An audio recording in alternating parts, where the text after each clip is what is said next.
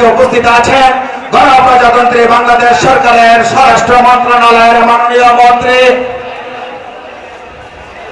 জনাব সালাউদ্দিন আহমেদ এবং আমাদের মাঝে উপস্থিত আছেন ঢাকা উত্তর সিটি কর্পোরেশনের মাননীয় প্রশাসক জনাব শফিকুল ইসলাম খান মিল্টন।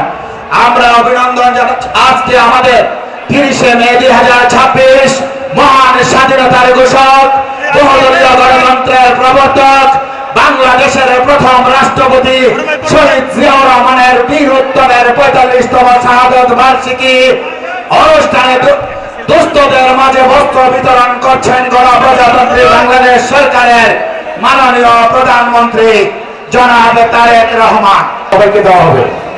বিসমিল্লাহির রহমানির রহিম। উপস্থিত নেতৃবর্গ, এলাকাবাসী ভাই বোনেরা, আসসালামু আলাইকুম।